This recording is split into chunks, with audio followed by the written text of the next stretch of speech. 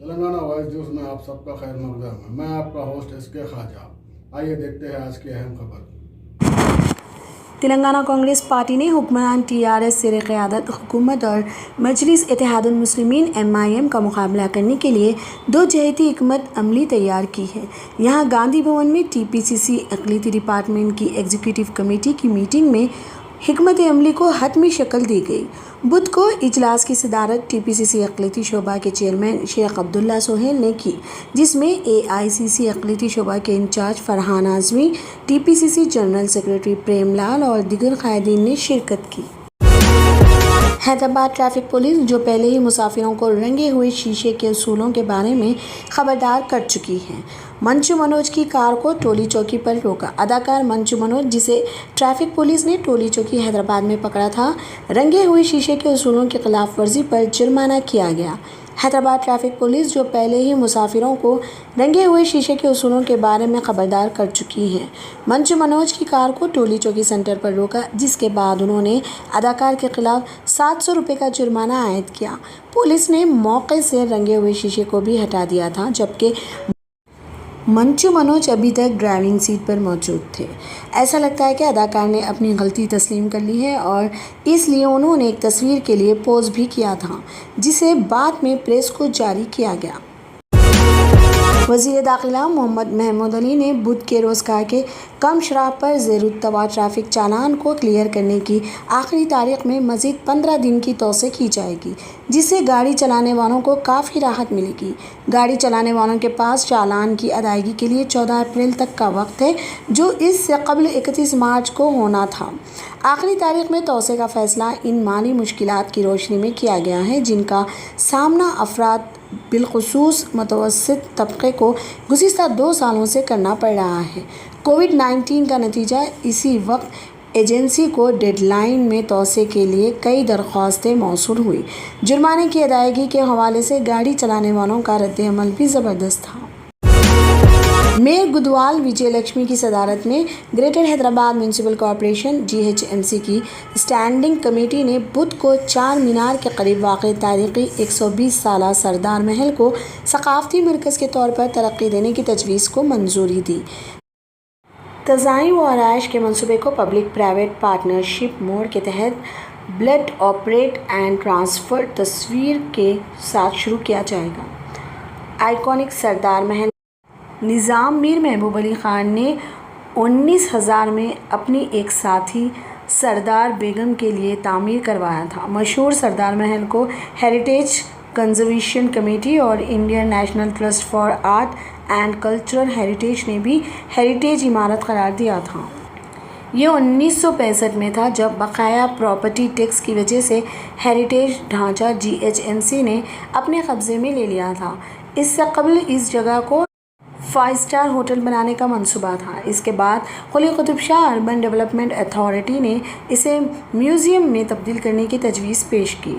حیدرآباد کے police commissioner CV آنند نے کہا کہ وہ مرکزی بیکر کی گرفتاری کے لیے انٹرپول کی مدد لیں گے، جو نائجیریا یا لندن میں ہیں۔ حیدرآباد کے 100 سے زائد پولیس افسران نے 2 ماہ سے زائد عرصے تک ملک بھر کا سفر کیا اور بینک کے سرور کو ہیک کر کے سائبر فراڈ کی تحقیقات کے لیے پولیس نے 58 لاکھ روپے خرچ کیے۔ ہیکرز کے AP مہیش کو آپریٹو اربن بینک کے سروسز میں گھس کر دھوکہ دہی سے 12.48 کروڑ روپے منتقل کرنے کے 2 ماہ سے زیادہ کے بعد پولیس نے 4 نائجیرین باشندوں سمیت 23 ملزمان کی گرفتاری کے ساتھ کیس میں اہم پیش رفت حاصل کی۔ حیدرآباد اور دیگر کئی اضلاع میں زیادہ سے زیادہ درجہ حرارت اگلے 2 دنوں تک ہیٹ ویو کی وجہ سے 40 ڈگری سیلسیس تک پہنچنے کا امکان ہے۔ ہندوستان کے محکمہ موسمیات حیدرآباد نے عادل آباد، منچریال، نرمل، کمارم بھیم، نظام آباد، جگتیال اور کاماریڈی کے لیے ہیٹ ویو کی وارننگ جاری کی ہے۔ IMD کے مطابق ہیٹ ویو تب ہوتی ہے جب زیادہ سے زیادہ درجہ حرارت 45 ڈگری سیلسیس سے تجاوز کر جاتا ہے۔ 2 اپریل تک تلنگانہ کے الگ تھلگ علاقوں میں زیادہ سے زیادہ درجہ حرارت میں 2 سے 3 ڈگری سیلسیس کا بتدریج اضافہ ہونے کا امکان ہے۔ ہیٹ ویو کی پیشگوئی کے پیش نظر تلنگانہ کے تعلیمی اداروں نے اسکولوں کے اوقات میں کمی کر دی ہے۔ سرکاری، امدادی اور نجی کے پرائمری، اپر پرائمری اور ہائی اسکولوں کے اوقات صبح 8 بجے سے 11:30 تک کر چکے ہیں، لہٰذا 31 مارچ سے شروع ہونے والے نئے تبدیل شدہ اوقات کار نافذ ہوں گے اور یہ 6 اپریل تک ہوں گے۔ اسکول ایجوکیشن کے ڈائریکٹر اے سری دیوسینا نے بدھ کو ایک حکم میں کہا کہ 31 مارچ سے 6 اپریل تک صبح 11:30 بجے سے پہلے دوپہر کا کھانا فراہم کیا جائے گا۔ انہوں نے عہدیداروں کو یہ بھی ہدایت دی کہ وہ تمام اسکولوں کو احکامات جاری کریں اور نگرانی کریں کہ آیا یہ نیا اصول پر عمل ہو رہا ہے یا نہیں۔ ریسٹورنٹس میں جمع کرنے والے زومیٹو کی طرف سے گزشتہ ہفتے 10 منٹ کی فوڈ ڈیلیوری سروس کے اعلان پر بہت سے منفی رد عمل سامنے آئے۔ کچھ لوگوں کا کہنا تھا کہ ہندوستان کو واقعی 10 منٹ کی ایمبولینس سروس کی ضرورت تھی۔ اب حیدرآباد میں مقیم medical emergency response plate form 8 minute کے فلیٹ میں ایسا کرنے کا ارادہ رکھتا ہے۔ اسٹین پلس اپنے 3000 ایمبولینسوں کے ساتھ فی الحال 6 سیکنڈ کے اندر ایمرجنسی کالز کا جواب دینے اور 15 منٹ کے اندر مریضوں کو ایمبولینس فراہم کرنے کا وعدہ کرتا ہے۔ جنوری میں 20 ملین کی فنڈنگ کا ایک تازہ دور حاصل کرنے کے بعد کمپنی کے بانی اور چیف ایگزیکٹو پربھت دیپ سنگھ اب ایمبولینس کی آمد کے وقت کو 8 منٹ تک کم کرنے کی کوشش کر رہے ہیں۔ ایک ایسے وقت میں جب ایندھن کی قیمتیں بڑھ رہی ہیں، یہاں تک کہ سڑک کی نقل و حمل خاص طور پر قومی شاہراہوں پر 1 اپریل سے مہنگی ہونے جا رہی ہے۔ اطلاعات کے مطابق national highways authority of India highways پر ٹول ٹیکس میں اضافہ کرے گی۔ 15% قومی شاہراہوں پر چلنے والی تمام قسم کی گاڑیوں کے لیے نظر ثانی شدہ نرخ جاری کر دیے گئے ہیں۔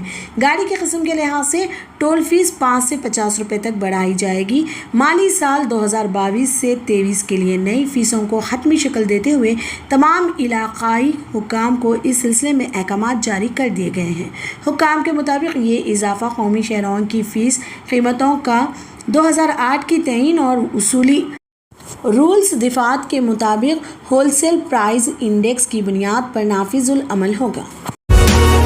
اے پی مہیش کو آپریٹو اربن بینک لمیٹڈ سے 12.48 کروڑ روپے کی دھوکہ دہی کے الزام میں 23 لوگوں کی گرفتاری نے فراڈ کے لیے استعمال ہونے والے وسیع طریقہ کار کو سامنے لایا ہے۔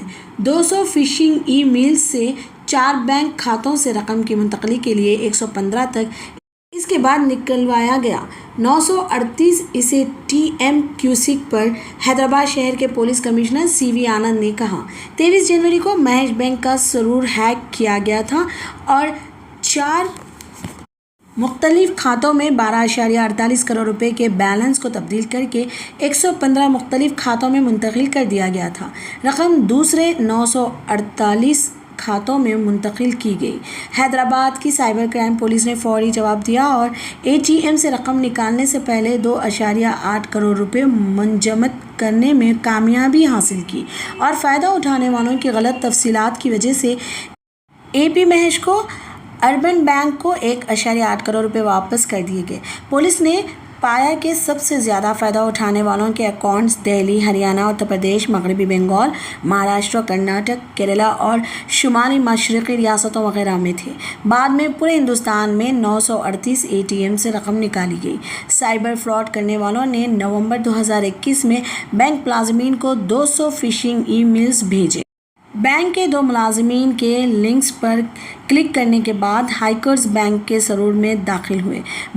بینک کے سرور میں بہت سی خرابیاں ہیں اور فائر والز فول پروف نہیں ہیں، انہوں نے کہا۔